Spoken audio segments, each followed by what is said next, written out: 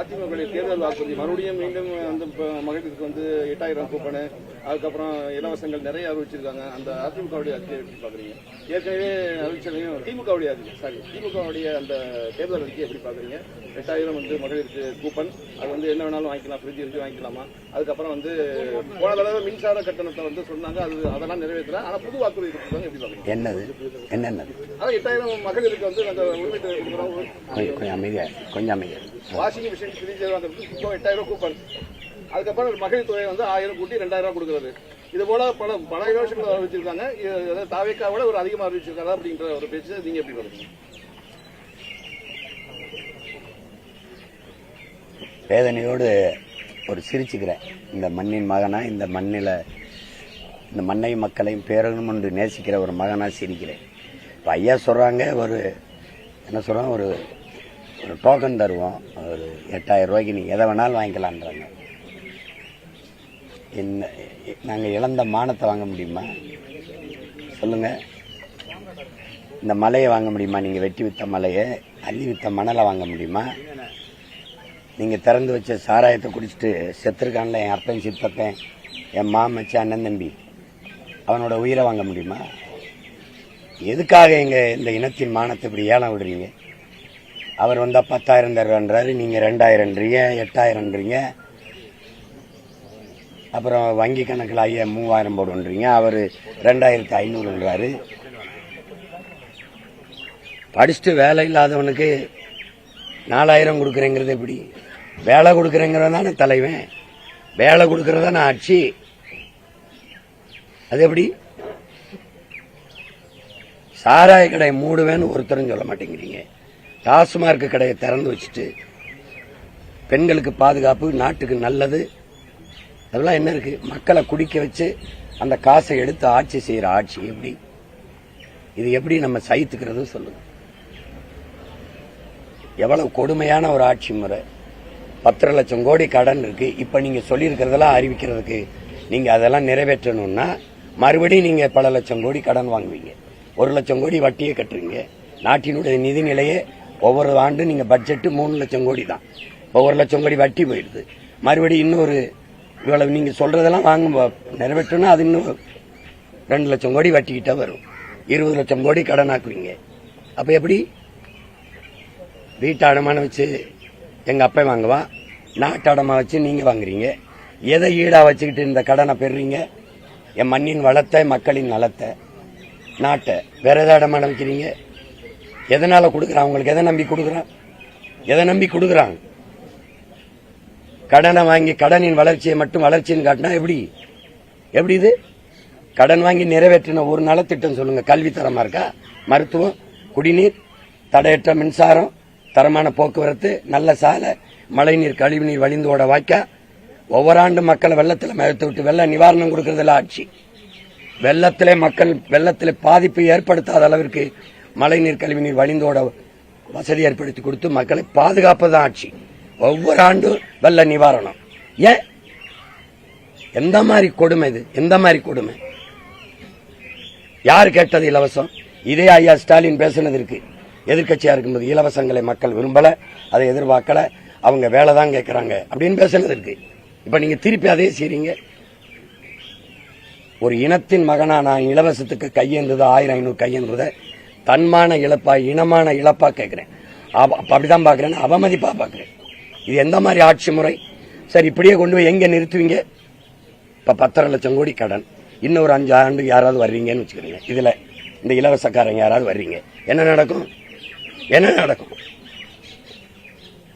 கொடுமை. இது எப்படி இந்த அறிவு சமூகம் ஏற்குது? எப்படி ஏற்குது? ஒரு நேர்மையான ஆட்சி, நல்ல ஆட்சியை கொடுக்கணும்னு நினைக்கிறேன். மக்களுக்கு இதையும் அதையும் கொடுக்குறேன்னு சொல்லி ஏன் ஏமாத்தணும்? ஒரு மிக்சி, கிரைண்டர், ஃப்ரிட்ஜ் இது கூட வாங்கிக்க முடியாதா? வேட்டி சேலை, 1 லிட்டர் எண்ணெய், 1 கிலோ பருப்பு, இது கூட வாங்கிக்க முடியாதா? ஒரு அடிப்படை தேவை நிறைவேற்றிக் கொள்ள முடியாத ஏழ்மை வறுமை. அந்த அளவு கூட வருவாய் இல்லை. ஒரு நாளைக்கு 30 ரூபா 60 ரூபாவோட சம்பாரிச்சுக்கூடிய அளவுக்கு எங்க ஆத்தாளப்புக்கு, எங்க அக்கா தங்கச்சிக்கு வருவாய் இல்லை. என்ன கொடுமை இது? எங்க கொண்டு நிறுத்துவீங்கன்னு சொல்லுங்க. மலை இல்ல, மணல் இல்ல, மரங்கள் இல்ல. கொடுமை. கொடுமை. மதுக்கடை விஷயத்துல வரும்போது அது ஒரு 50% பெறாத மதுவுக்கு அடிமையானவங்களா இருக்காங்க சார். அவங்களுடைய உணர்வுகளை மதிச்சு அந்த கடைகள் எல்லாம் மூடாம வச்சிருக்காங்க. எனக்கு கொலை செய்யறது பிடிக்குது, எனக்கு எல்லாரையும் கொலை செய்யறது பிடிக்குது. என்னோட உணர்வுக்கு மதிப்பளிச்ச அனுமதி அறியலா, எல்லாரையும் கொண்டுகிட்டே வரேன். என்னது என்னதை சொல்லுங்க. இப்படி ஒரு பேசலாமா? இப்படி ஒரு பேசலாமா? ஒரு கற்றறிந்து சான்றோர்கள் ஆன்றோர்கள் வாழ்ந்த மண்ணில் முதலில் பண்பட்டு நாகரிகம் அடைந்த ஒரு சமூகத்தின் பிள்ளைகள் இப்படி பேசலாமா? பேசலாமா சொல்லுங்க. கூடி எல்லாரும் சேர்ந்து செஞ்சா ஒரு தவறு சரியாயிருமா? உங்ககிட்ட கேட்கிறேன். எல்லாருமே நீங்க படிச்சவங்க, கற்றறிந்த, உலகத்தை பாக்குறவங்க, எல்லாரும் சேர்ந்து செஞ்சா ஒரு தவறு சரியாயிருமா? எப்படி? ஒருத்தன் தனியா செஞ்சா ஒரு சரி தவறாயிருமா? என்னது கொடுமை? நீங்க குடிக்கிற 2 கோடி மக்கள் குடிகாரர்களா இருக்கிறாங்க, குடி நோயாளி. அப்படி சொல்லக்கூடாது. நீங்க மது பிரியர்களா இருக்கிறாங்க. அவங்க வாக்கு வராதுன்னு தானே நீங்க முதல்ல 2016 மதுக்கடையை மூடுவேன்னு அவங்க சொன்னாங்க. ஐயா ஸ்டாலின், ஐயா கருணாநிதி எல்லாம். அந்த அப்பா அவங்க தோத்துட்டாங்க. அதுக்கு என்ன காரணம்? இந்த மது, நீங்க சொல்ற மது பிரியர்கள் ஓட்டு போடல, வாக்கு செலுத்தல அப்படின்னு அந்த கோரிக்கை விட்டாங்க. வந்தால் நாங்கள் கையில் மதுக்கடையை மூடுவோம்னு ஐயா கருணாநிதியிலிருந்து, தம்பி உதயநிதியிலிருந்து, அம்மையார் கனிமொழியிலிருந்து, ஐயா ஸ்டாலினிலிருந்து 4 பேரும் பேசுனது இருக்கு. வேணா நான் போட்டு காட்டுறேன். அதிகமாக இளம் உதவியில் இருக்கிற மாநிலம் தமிழ்நாடுன்னு அம்மையார் கனிமொழி பேசுனது இருக்கு. அப்போ 2 லட்சம் இருந்தா இப்ப 6 லட்சம். நீ கள்ளச்சாராயம் குடிச்சவனுக்கு 10 லட்சம் கொடுத்து ஊக்கப்படுத்தினவங்க தானே. காய்ச்சறது குற்றம், குடிக்கிறது குற்றம். சட்டப்படி 10 லட்சம் கொடுத்து அங்கீகரிக்குது ஒரு அரசு. அவன் வீட்டு வாசல போய் நின்று உன் பிள்ளைய நான் படிக்க வைக்கிறேன், உன் வீட்டுக்கு ஒரு அரசு வேலை கொடுக்குறேன்னு நாட்டை பாதுகாக்க எல்லை நின்று செத்து வந்தவனுக்கு 10 ரூபா கொடுக்கல, ஒரு மாலை பொறுத்தல. ஏன் யாருக்குமே கோபம் வர மாட்டேங்குது? ஏன்? எதனால? 13 தலைமுறைக்கு ஒரு தடவை மரபணு மாறி போயிரும்ன்றான். நமக்கு மாறி போயிருச்சு. ஒவ்வொரு 13 ஆண்டும் 13 தலைமுறைக்கு ஒரு தடவை புதுப்பிக்கணும். அதுக்கு இருக்கிற ஒரே மருந்து வரலாறு தான். வரலாறு ஒண்ணுதான் அவன் மரபணுவை புதுப்பிக்கும். நான் யாருங்கிறத மறந்து போனதுனால நான் யாரு, என் மரபணு என்ன? சத்த சரணடைஞ்சிருந்தா இந்த உயிரோடு இருந்த ஆண்டுக்கலாம் என் பாட்டை மருது வண்டி போடா. சரணடைஞ்சு வாழ்றதுக்கு சண்டைட்டு சத்திரண்டான்னு தூக்குல தொங்குனான். தீரன் சின்ன மேல கப்பம் கட்டிட்டு ஆளுன்னா எவனாட்டால எவன்டா உரிமை இருந்து தூக்குல தொங்குனான். என் பாட்டன் சேதுபதி 1 ரூபா சும்மா ஒப்புக்கு ஒரு சல்லி காசு கப்பம் கட்டிட்டு நாட்டாள் உன்னை விடுதலை செய்யறேன்னா செயல இருந்து செத்தாளிஞ்சாவனையே 1 பைசா கட்ட மாட்டேன்னு, ஒரு செல்லா காசு கூட கட்ட மாட்டேன்னு செத்தான். அந்த பரம்பரையில் வந்தவனா நானு? சொல்லுங்க. ஒரு கைம்பெண் புருஷனை இழந்து என் பாட்டை முத்துவிடுனா தவிர இழந்த ஒரு கைம்பெண் மூளையில உட்காந்து மூக்க சிந்திட்டு வெள்ளச்சேலை பார்த்தாமே பிள்ளைய கூட்டிகிட்டு போய் இன்னொரு பாட்டம் போய் தாயை போய் வாங்கி போயிட்டு பாபா நாயக்கர் கோட்டையில போய் மக போல இருந்த அடைக்கலம் பெற்று ஐதரில் திப்பு சுல்தான் மதுரை வாங்கி இழந்த நினைத்த மீட்டு போரிட்டு மீட்ட மரத்தி மக்கள் நம்ம இந்த கொடுமை எங்க போய் சொல்றது? ஏன் உன் பரம்பரை நிலத்தை என்ன பட்டு போச்சா? என்னாச்சு? மானத்தை ரோசத்தை அடமான வைக்கிற ஈன கூட்டமாயிட்டமா? எதுக்கு கையெந்திர? இப்ப சரி உங்க கொடுக்கட்டும் 5000. என்ன உன் பரம்பரை சொத்து நீ கர்ண மகாராசா வித்துப்பிட்டு கொடுக்க போற? எங்க இருந்து கொடுப்ப? உங்க அப்பன்ட்டு காசா இல்ல எங்க அப்பன்ட்டு காசா? என் வரியிலிருந்து தானே கொடுக்கணும். அந்த வரி எங்க இருந்து எடுப்ப? அத்தியாவசிய பொருள் இருந்து எடுப்ப. மின் கட்டணும், பஸ் ஓசியாவன் கேட்டேன், தரமான பஸ் தான் கேட்டேன். நான் கேட்கறதுக்கு பதில் இருக்கா? ஓட்டுநருக்கு நடத்துனருக்கு சம்பளம் எங்கிருந்து கொடுப்ப? யார் காசுல கொடுப்ப? பஸ் பழுதாயிருச்சு, எந்த காசுல சீரமைப்ப? எரிபொருள் யார் காசுல நிரப்ப? மறுபடியும் எங்க காசு தான். அது எங்கிருந்து எடுப்ப? ஒவ்வொரு பட்ஜெட்லயும் பற்றாக்குறை பட்ஜெட். அப்புறம் அதுக்கு நீ இப்படி அறிவிச்சுக்கிட்டு இருக்க? எப்படி?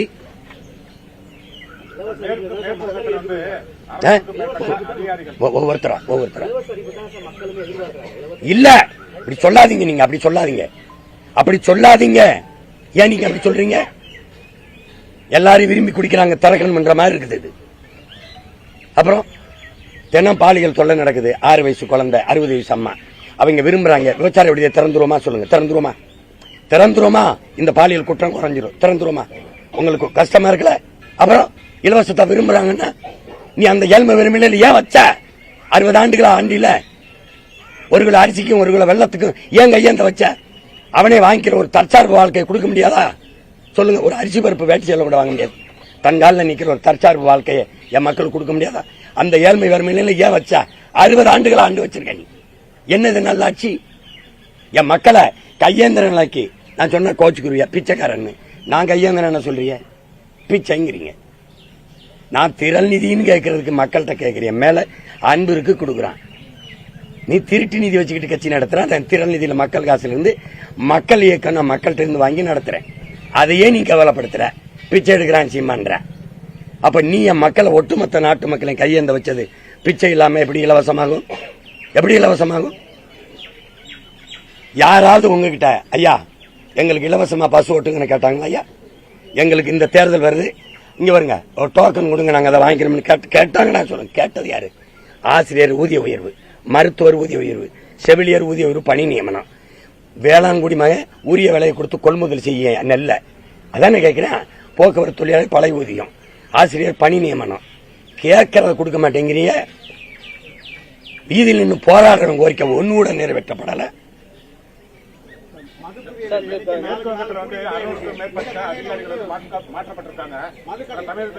யாராவது ஒவ்வொருத்தரா கேட்கணும். மதுப்பிரிவு எண்ணிக்கை நாளுக்கு நாள் கூடிக்கிட்டே இருக்கு. இந்த நிலையில நீங்க மதுப்பிரிவை மூடுங்க அப்படிங்கிற ஒரு வாக்குறுதி, அவருடைய வாக்கு கிடைக்காம போகுமே, அதை பத்தி உங்களுக்கு கவலை இல்லையா? நான் அப்படி கவலைப்படுறவனா இருந்தா நான் பதவிக்கு வரணும், இது சரி பண்ணணும், இப்படி பணத்தை சம்பாதிக்கணும்னா எனக்கு எவ்வளவு பேரம் பேசி கூட்டிருப்பாங்கன்னு நினைக்கிறீங்க? உங்க மனசான்று சொல்லுங்க. ஒரு விழுக்காடு 2 விழுக்காடு இருக்கவங்களுக்கு எவ்வளவு வாய்ப்பு கொடுக்கும்போது எனக்கு கூட்டிருப்பாங்க. நான் ஒன்னு கேட்கிறேன், நான் என்ன என் மக்கள்கிட்ட சொல்றேன்னா, சாதி வேணுங்கிறவன் அங்கிட்டு நில்லு, எதையாவது சாதிக்க வேணுங்கிறவன் எங்கிட்டலாம். சாதி வாத்து போட்டாத, ஏன்னா என் தத்துவம் என் சத்தியம் செத்துரும். மதம் தான் வேணும்னா அங்கிட்டு போ, மனிதன் தான் வேணும்னா எங்கிட்டவா, மனிதநேயம் வேணும்னா எங்கிட்டவா. உங்களுக்கு புரியுதா? இந்த கோட்பாட்டை வச்சுதான் நான் முன்வைக்கிறேன். குடிக்கிற மக்களின் ஆட்சி, அந்த வாக்கை எனக்கு வேணாம். குடிமக்கள், தமிழ் குடிமக்கள் இருக்கிறான்ல, அவன் வாக்குதான் எனக்கு வேணும். நீ நிதானம் இழந்து போதையில் இருக்கிறவன் என்ன சிந்திச்சு உனக்கான தலைவனை தேர்வு செய்வ? மயங்கி நிக்கிற நீ எப்படி உனக்கு எவன் குவார்டர் கொடுக்கறானோ, பிரியாணி சாப்பாடு கொடுக்கறானோ அவனுக்கு போட்டு போயிருவேன். அப்புறம் படுத்து எந்திரிச்சாதான் எவனும் அயோக்கிய பங்குக்கு போட்டோம்னு தெரியும். அப்புறம் அடுத்த அதை மறக்க ஒரு குவார்டர் குடிப்பேன். அது குவார்டர் கூட சொல்லக்கூடாது, வீரனை உள்ள முழுங்குவேன். நீ இப்படி இருக்கிறது, அதை எப்படி ஒரு நாட்டை நல்வழி நடத்துற சமூகமா இருக்கும்? உழைக்கிற திறனற்று போய், சிந்திக்கிற திறனற்று போய், உடல் உறுப்பு ஆர்கன்லாம் செத்து போய், அவன் இளம் விதவைகளை உருவாக்க அவன் திறனற்று போயிடான். இப்ப நாங்க உழைக்கிறது வந்து வெளியேறி சோம்பி பண்ண உடனே வட இந்தியனை கூட்டிட்டு வந்து உழைப்பின் தேவை அப்படியே இருக்கு, அதை நிறைச்சிடுறேன். 1.25 கோடி 1.5 கோடி வந்துட்டான். SIRல அவனுக்கு வாக்க கொடுத்துட்டான். விளங்குதுன்னு நினைக்கிறேன். ஓட்ட கொடுத்த உடனே அரசியலும் அதிகாரமும் அவன்கிட்ட போயிடும். நான் ஏற்கனவே நிலத்தை இழந்து உரிமை இழந்து கை கட்டிட்டு நின்றுகிட்டு இருக்கேன். இப்ப இந்தி பேசுற இன்னொருத்த மாநிலமா மாறிடும். அப்புறம் நான் எங்கிட்டு போறது? ஈழத்துல அடிச்சு வரட்டினா இங்க அகதி அணிக்கா இருக்கிறவன் இருந்துச்சு, இங்க இருந்து வரட்டினா நான் எந்த ஊருக்கு ஓடுறது? என்ன வேலை செய்யற நீ? என்ன வேலை செய்யற? மதுவை திறந்து அது எப்படி உன்னால மனச்சான்று இல்லாம உங்களால் நியாயப்படுத்த முடியுது? நான் மாற்றி சொல்றேன், நிறுத்துறா அந்த சீமச்சாராயத்தை. என் பரம்பரையில பண்டை காலம் தொட்டு சங்க காலம் தொட்டு என்னோட இருக்கு. எங்க அவையும் அதிகமானும் கல்லுண்டாங்கன்னு இருக்கு. என் இயற்கையில மூலிகை சாறு இருக்கு. என் பனைங்கிற என் தாயிலிருந்து வர மார்பு பால் இருக்கு. என் தாயின் மார்ல பால், என் பசுவின் மார்ல பால், என் பனை தென்னையின் மார்ல பால், ஒரு கலப்படம் இல்லாத தூய பால். அதுல இருக்கிற போதையில அதுல வந்து இந்த ஆல்கஹால் குறைவு. அது எப்படி பார்த்தாலும் அரசியல் அமைப்பே சொல்லுது உணவின் ஒரு பகுதின்னு. கல்லு மதில்ல உணவின் ஒரு பகுதின்னு. எங்க அப்ப நல்லசாமி வந்து காலம்புறா கத்துறான். அதை திறந்து விடுவேன். பனம்பால், தென்னம்பால், ஈச்சம்பால், மூலிகை சாறுன்னு திறந்து விட்டுவேன். அங்க என் பனை தென்னை இந்த ஈச்சை வாழும், நிலத்தடி நீர் உயரும், நிலம் பாதுகாப்பா இருக்கும், என் வேளாண் குடிமாக வாழுவான். கல்லு குடிச்சு செத்தமில்ல, சொத்தமட்டை வித்ததில்ல, சரித்திர செய்தி. நீ ஏதாவது ஒரு ஆர்கன் கெட்டு போச்சுன்னு சொல்லு. அப்ப இதை முடித்து அதை திறந்துடுவேன். வேற என்ன? சாராய பொருளாதாரம் 50,000 கோடி, பால் பொருளாதாரம் 3 லட்சம் கோடி. நான் என்ன பண்ண தேர்வுங்க? இப்ப நீங்க இந்த தேவைக்கட்டையா 5-6 பண்ணையை போடுறேன், ஆடு மாட்டு பண்ணை போடுறேன், கழுதையை வளர்க்குறேன், கழுதை பால் 1 லிட்டரு 5000 ரூபாய் விற்கிறேன். என் பிள்ளை பயன்படுத்தினா உலகத்திலே அதிக விலை போறதுக்கு எருமை பாலும் எருமை கறியும் தான் ஏற்றுமதி செய்யறேன். என்ன இருக்கு உனக்கு? தேவை ஹோட்டலுக்கு என் பிள்ளைக்கு வீட்டு வாசல அரசு வேலையை கொடுக்குறேன்.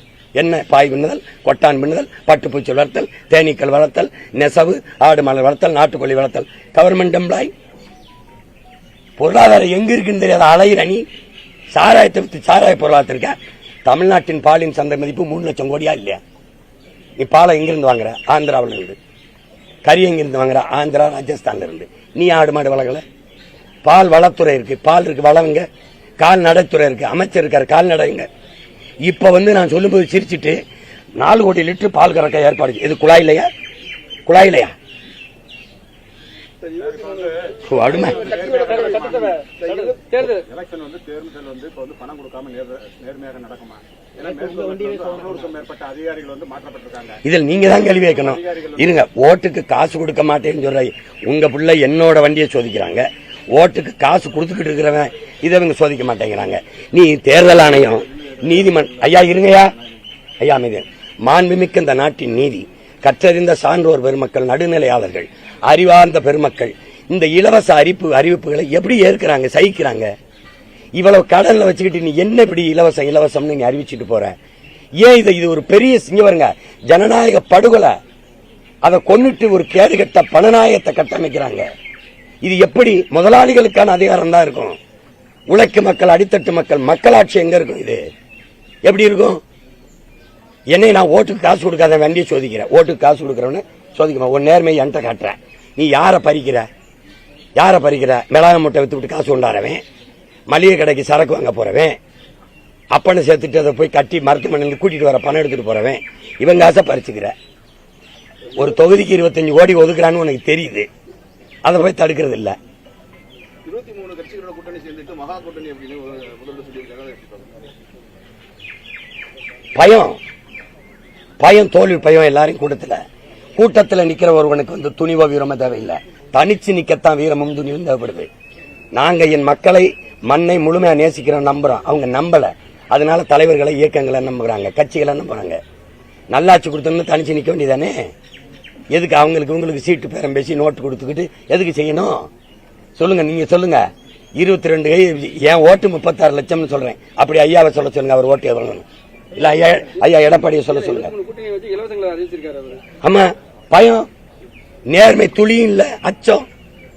நீங்க 5 ஆண்டு கால ஆட்சி முடிஞ்சு இறங்கும் போது ஒரு தலைவன் எப்படிப்பட்ட ஆட்சி கொடுத்தேன், என் ஆட்சி தொடரணும், என் மக்கள் விரும்புவாங்கன்னு சொல்லல. நீங்க ஆயிரக்கணக்கான கோடிக்கணக்கான ரூபாய் சொல்லி தொடரட்டும், ஸ்டாலின் ஆட்சி தொடரட்டும், தமிழ்நாடு வாழட்டும், இப்படிதான் சொல்லிட்டு இருக்கு. நீங்க தான் விளம்பரப்படுத்துறீங்க. எதுக்கு? நீங்க இலவசம் 1000 ரூபாய் கொடுத்த இடத்துல அடுத்து 8000 கொடுக்கிற அளவுக்கு வளர்த்திருக்கீங்க மக்களை. எல்லாம் வறுமை ஏழ்மையா வளர்த்திருக்கீங்க. இது ஒரு ஆட்சி முறை. படித்தவன் வெகுண்டு எழாம, ஒரு அறச்சீற்றம் கொள்ளாம, விழிப்புணர்வு பெற்று எழாம இந்த அநியாயத்தை சகிக்க முடியாது. முதல்ல இந்த கொடுமை முடியட்டும், நமக்கெல்லாம் விடியட்டும். ராமதாஸ் சசிகலா கூட்டணி போட்டிருக்காங்க, அதை நீங்க எப்படி பாக்குறீங்க? அது ராமதாஸ் நீங்க நல்லவர்னு ஒரு சமயம் விமர்சிச்சிருக்கீங்க, அதே சாட்டைத்துறை சசிகலாவும் ராமதாசும் வயசானவங்க கருதுங்க அப்படிங்கிற மாதிரி விமர்சனம் பண்ணிருக்காங்க, எப்படி பாக்குறீங்க? இல்ல, அது என் தம்பி ஏதாவது சொல்லியிருப்பா சும்மா. அதுல நான் 2 பேர் மேலையும் மதிப்புள்ளது வச்சிருக்கிறவன். எங்க ஐயா எனக்கு ஒரு தந்தை போல. அவர் அவர் நிழல்ல வளர்ந்த பிள்ளைல நான் ஒருத்தன், அதெல்லாம் சொல்லக்கூடாது. அவரு நான் என்ன பார்ப்பேன்னா, இந்த வயசுலயும் ஓய்வுல போய் சும்மா வீட்டில் இருக்காம ஏதோ நம்மளால முடிஞ்சதை ஒரு கருத்தை மக்களுக்கு சொல்லணும்னு நினைக்கிறார். அதுக்கு நீங்க பாராட்டணும். மற்றவங்களாம் ஒதுங்கி போயிட்டு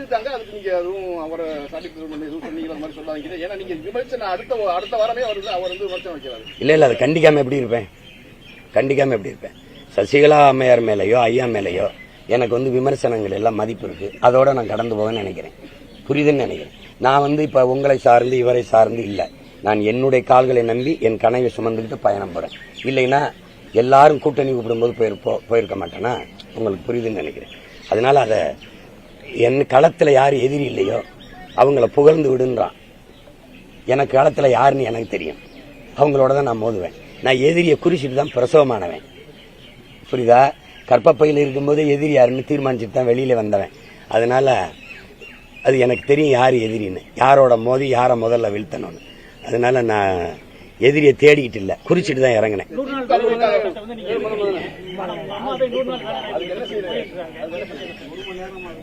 கொஞ்ச நேரம் இல்ல எங்க அம்மா ஏன் போனீங்கன்னு கேட்டேன். என் தம்பி என் தங்கச்சின்னு சொல்லும்போது ஒருத்த உடலப்பா வீட்டுல தனியா உட்காந்துருந்தேன். எல்லா சொந்தக்கார பிள்ளையும் அந்த மரத்துக்கிட்ட போய் உட்காந்து பேசிட்டு இருந்துச்சுங்க. சரி, அதுகளோட போய் வாங்காத்தான் நீங்களும்னு அங்க போய் உட்கார்ந்து இருந்தேன். நாங்க இருக்கு, நான் சொல்றேன், 100 நாள் வேலை திட்டத்தை நான் எதிர்க்கிறேன்னா உங்க எல்லாரும் மனச்சான்றேன்னு சொல்லுங்க. அந்த திட்டம் ஏதாவது நன்மை வைத்திருக்குன்னு சொல்லுங்க. காங்கிரஸ்காரங்க கொண்டு வந்தது நாட்டை நாசமாக்குறது. ஓட்டுக்காக பாரதிய ஜனதாவும் திமுக அந்த திராவிட கட்சியிலும் தொடர்ந்துட்டான்.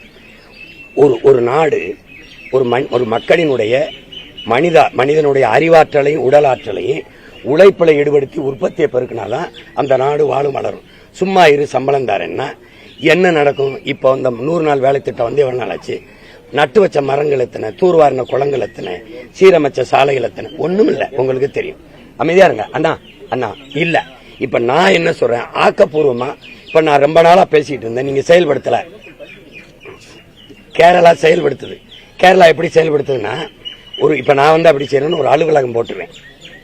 நீங்க 100 நாள் வேலைக்குன்னா அந்த அவங்கள பதிவு பண்ணி வச்சிருப்பேன்.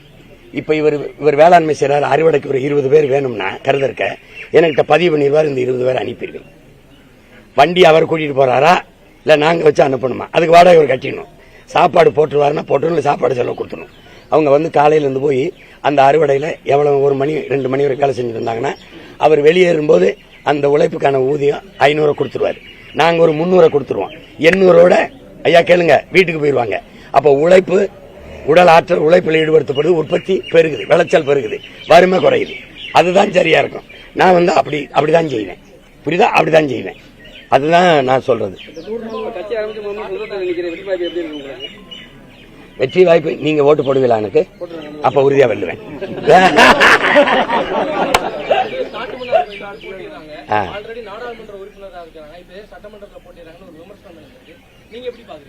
இல்ல அது வந்து எங்க அண்ணன் என்ன எதுக்காக அந்த முடிவு எடுத்தாங்கன்னு தெரியாது. எங்களோட கோட்பாடு ஒருவர் 2 தொகுதியில போட்டி போடுறதோ, ஏற்கனவே ஒரு பொறுப்புல இருக்கும்போது மறுபடியும் இன்னொரு பொறுப்புல, அது எங்க ஐயா வசந்தகுமார் நிற்கும் போது கூட நான் வந்து அதை எதிர்த்தேன். எப்படின்னா அவரு சட்டமன்ற உறுப்பினராக நாங்குநேரியில் இருந்தார், திருப்பி கன்னியாகுமரியில நாடாளுமன்றத்துக்கு போட்டிட்டார். அப்ப நான் என்ன கேட்டேன், உங்க கட்சியில வேற ஒருத்தனே இல்லையா அந்த நாடாளுமன்றத்துல கன்னியாகுமரியில நிக்கிறதுக்கு, நாகர்கோவில் நிக்க? அப்படின்னா ஒருத்தர் 2 பதவிக்கு போட்டியிடும் போது இன்னொருத்தருக்கான ஜனநாயகத்தில் அந்த வாய்ப்பு நிராகரிக்கப்படுது. இப்ப 2 பதவியில் இருக்கும்போது ஒரு பதவியை வச்சுக்கிட்டு ஒரு பதவியை விலகணும். அப்ப நாங்குநேரியில அவர் எம்பி ஆன உடனே பாராளுமன்றத்துக்கு போன உடனே அது உயர்ந்த பதவின்னு அதை போயிட்டு இது விலகிட்டார். இது பதவி விலகும் போது வலுக்கட்டாயமா ஒரு தேர்தல் திணிக்கப்படுது. இந்தியா மாதிரி ஒரு வளர நாடு, ஏழ்மை நாடு, உங்களுக்கு 28 விழுக்காடு சாப்பாடு தான் படுக்க போறான். உங்களுக்கு தெரியுது, ஏற்கனவே இலவசத்துக்கு ஏந்திக்கிட்டு இருக்கு கைய. இந்த நாட்டில் மறுபடியும் ஒரு இடைத்தேர்தல் வலுக்கட்டாயமா திணிக்கப்படுது, மக்கள் மீது சுமத்தப்படுது. தேர்தல் ஆணையம் மக்களின் காசுல இந்த இடைத்தேர்தல் நடத்துது. இது ஏற்புடையதா இல்ல, விளங்குதா? அப்படியே நீ போகணும்னா அவர் பதவி ஆசைக்கு தானே மேல போயிருக்காப்ல. இப்ப இந்த பதவிக்கு இந்த இடைத்தேர்தலுக்கான செலவு எவ்வளவு? 25 கோடியா? அதை கட்டிட்டு நீ பதவி ஏற்றுக்க, விளங்குதா? அப்படி இல்லைன்னா இந்த 2வது வந்தவன் நாங்குநேரியில இப்ப ஒருவேளை எங்க அண்ணன் நிக்கிறாரு, சட்டமன்ற உறுப்பினராக இருக்கணும்னு வச்சுக்கோங்க, அவர் வென்றுட்டாருன்னு வச்சுக்கிடுவோம். இப்ப சிதம்பரம் நாடாளுமன்றத்தை விளைவார், அப்ப ஒரு வழிகட்டாயமா இடைத்தேர்தல் வரும். இப்ப அந்த செலவு யார் ஏற்பா? அப்படின்னா நான் என்ன பரிந்துரைக்கிறேன், அடிப்படை அமைப்பு அரசியல் மாற்றம்னு ஒரு கோட்பாடு. நான் என்ன சொல்றேன், 2வது ஒருத்தர் வந்திருப்பார்ல, இப்ப எங்க அண்ணன் 5 லட்சம் வாக்குனா ஒருத்தர் 4.5 லட்சம் வாக்கு வாங்கியிருப்பாரு.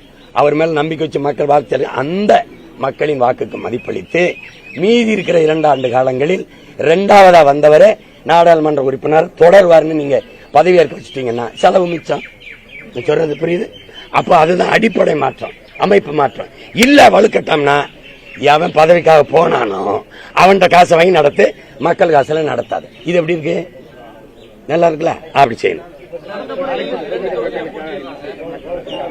நீங்க இருங்க பாருங்க, இங்க பாருங்க, நீங்க ஹலோ கொஞ்சம் அமைதியா இருக்கு. நான் காரைக்குடிக்கான மகன்ல ஒட்டுமொத்த தமிழ் குடிக்கான மகன். எனக்கு என் மண்ணுக்கு என்ன செய்யணும்னு தெரியும். மொத்தமாவே இது வரைக்கும் நீங்க இப்படி பேசிட்டு இருந்தா நான் இப்படி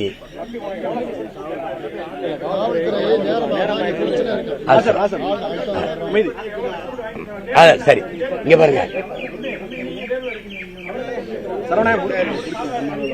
சரி சரி, மறுபடியும் நன்றி, வணக்கம்.